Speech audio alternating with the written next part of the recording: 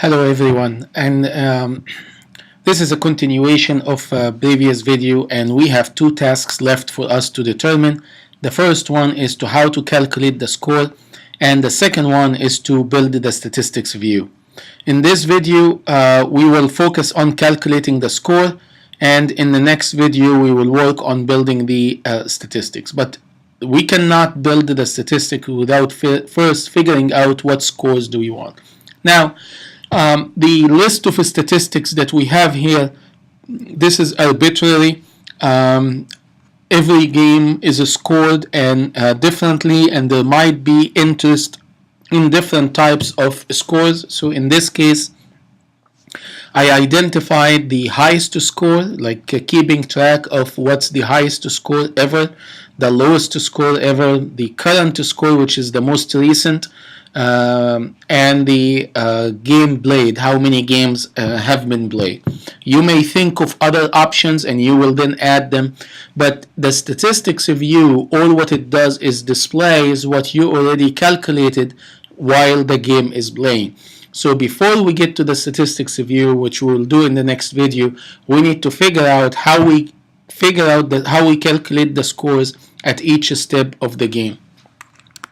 So there are different ways, and when you create your own game, you can determine how you want to score items in that game.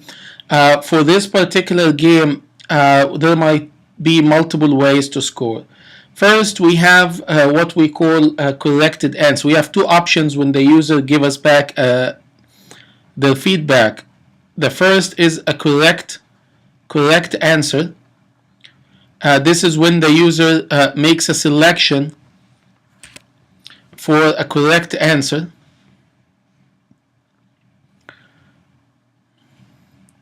And so we have either the user responds correct or the user responds incorrect. So what should this, and then we have also the total number of turns, which in our case we defined it as 3, but we're using like a constant variable that we can change. So that's an arbitrary. So what should the score be? So should we base the score on the correct answer? Should we base the score on the incorrect answer? You can do whatever you want it to do. In my case, what I am suggesting here, what I am following, and you're free to make your own formula for the score. You have to write it in your program so that I can see it. I say that the score is the percentage of correct answers.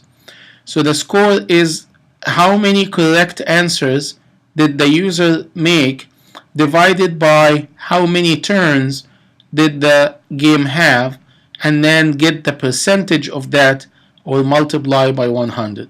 So the score is the percentage of correct answers. So every time the game plays, we need to calculate the score by applying that formula. So how do we calculate the score, or where? So this is how we calculate the score. This is how. Now, at what event should the score be calculated? So it seems to me that when the game is over, when the turn is over, that's when we calculate the score. So when the game or the number of turns is reached, when the game is over. So if we're doing 3 turns, at the end of the 3rd turn, that's when we calculate the score. Remember, at the end of the turns, that's when we also display the alert view. We display the game over alert view. Currently, the message inside the alert view is just a game over. So perhaps it might be useful to display the score in that alert view. So this also is another reason why we calculate the score in that when the game is over. But how the number of turns is constant, we set it, and the 100 is constant. How do we figure out how many correct answers do we have? So the correct answers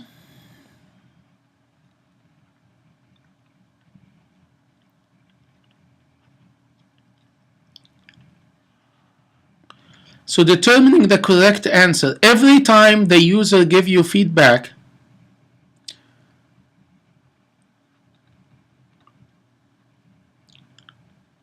so when the user clicks on the button to tell you that this is the answer, we determine if this answer is correct or not. We have an if statement that makes a comparison.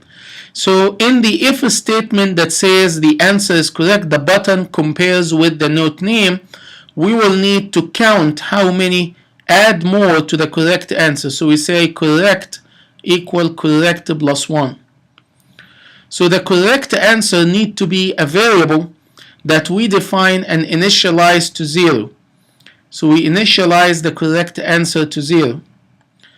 And then every time a correct answer is determined, we say correct equal correct plus 1. So if you start with 0, when the user make a correct answer, you say correct equal correct plus 1, so correct becomes 1. Then the next time you have a turn, then the correct answer becomes 2 and 3 and so on and so forth. When the game is over, when it's time to do reset for the game, we will need to reset the correct answer as well and reset the score. So we don't want to forget that. So every time we reset the game, one of the things we have to reset is the correct answer and the score. Now, how about incorrect answers? Do we also want to increment incorrect answer? Well, you can. You do the same thing. Every time the user give you incorrect answer, you increment incorrect answers to 1. But do you need to? Can we figure out incorrect answers on our own if we need to? If you know how many turns and you know how many of them are correct, you can subtract the number of turns from the number of correct and you get the number of incorrect. So this is what we call dependent. We can figure it out from the other things that we have. So do we really need to do it on its own and have a memory location for its own? We don't. And in calculating the score, since we're basing the score on the correct answer, we really don't need the incorrect answer at any point in time. So this is how we calculate the score. And I'll talk a little bit about how do we move that to the statistics, and then we implement both of them together. So we have done that multiple times, moving data from one view to another view. So if we have our game view controller here, and we're going to create another view, that's our statistics view controller.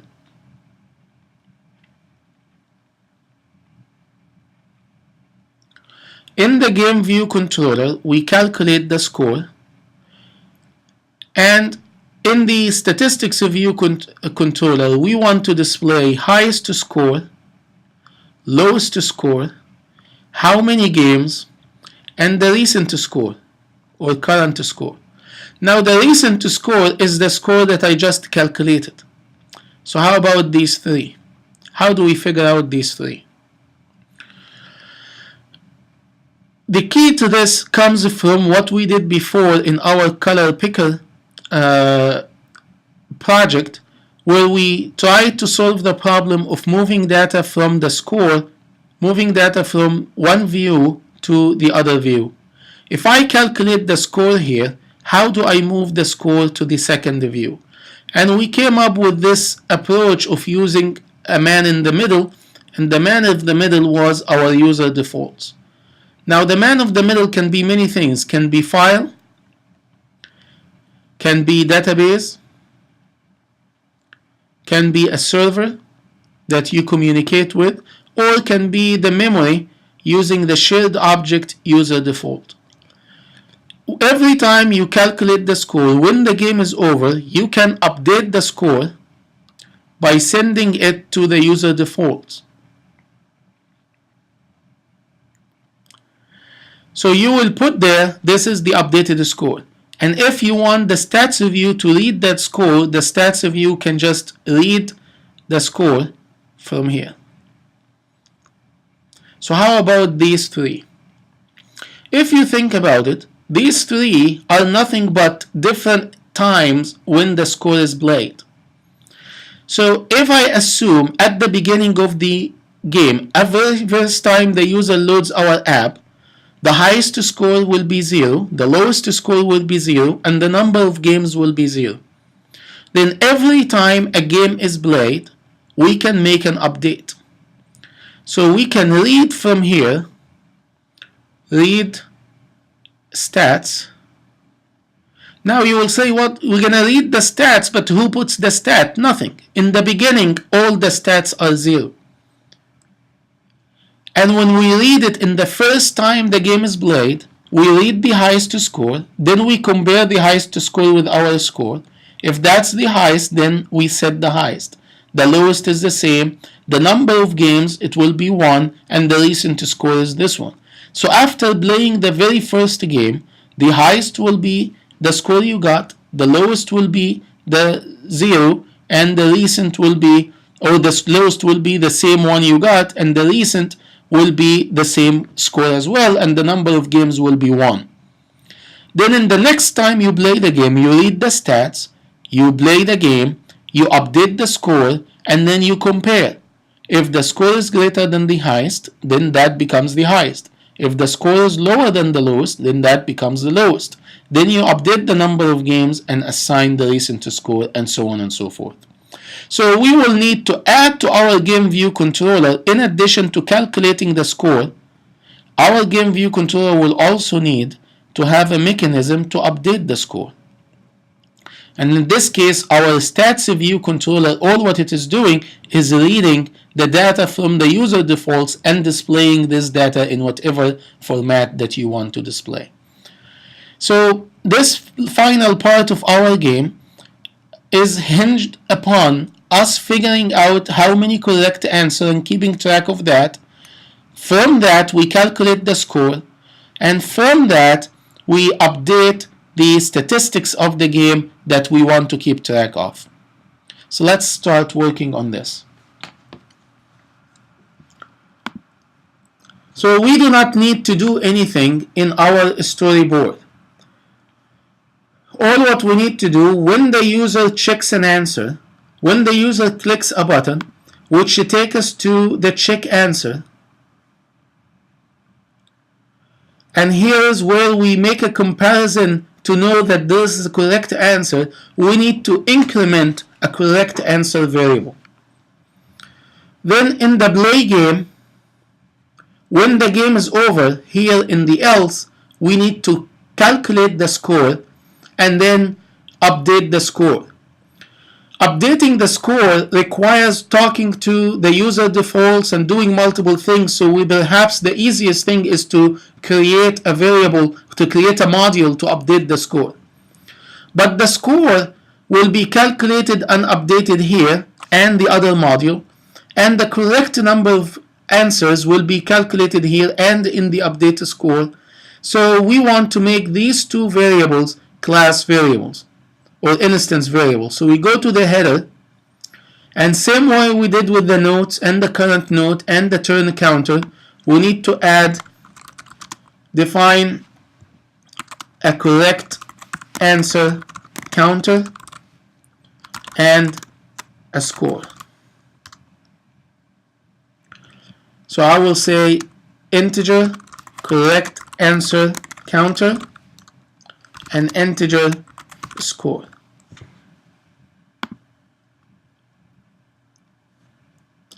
Then I go to my view controller. Now I can go to the reset game, where we reset the turn counter. We want to also reset the correct answer counter and the score. So I say correct answer counter equal 0 and score equal 0. And on the mention of it, I have no idea why I did the turn counter to be a decimal. This is an integer, so I should not put a decimal point in it. Okay?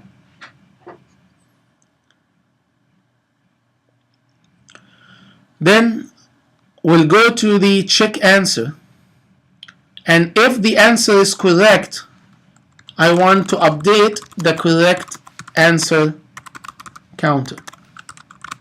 So I say correct answer counter equal whatever value you already have in the correct answer counter plus 1. So if it is 0, it becomes 1. If it is 1, becomes 2. If it is 2, becomes a 3, and so on and so forth. Now in the play game, in the alert view, now that the game is over, I want to calculate the score. So I say the score equal the number of correct answer counter multiplied by 100 divided by how many turns do I have.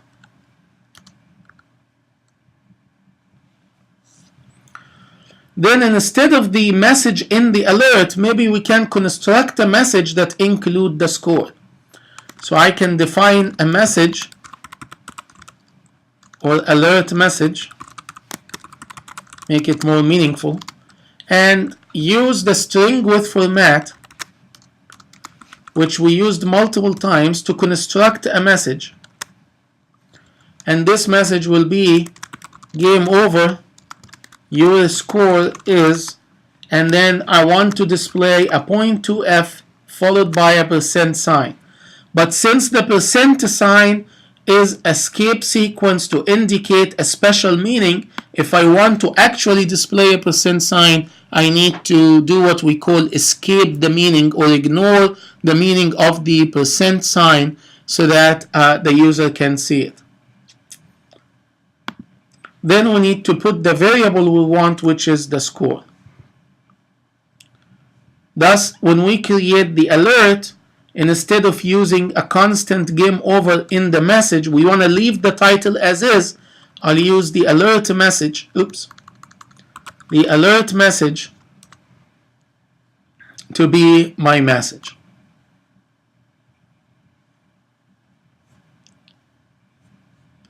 Seems we have, this is, the score cannot be integer. That's correct, because we are multiplying 20%, 30%. Actually, it will be integer. There's no, so let's do %d for that.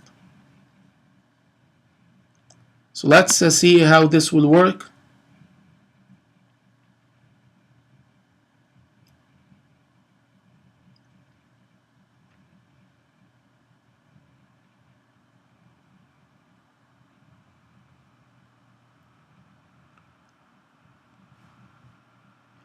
So we start the game. Let's keep track. So this is D, so I'll make a correct answer.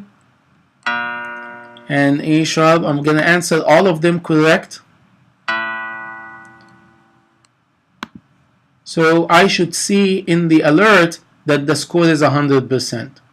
Now let me make one correct, so this will be a 30%. So let's play another game. So it's one correct, and I'll make the other two incorrect. So I should see a 33%. Now let's do two correct.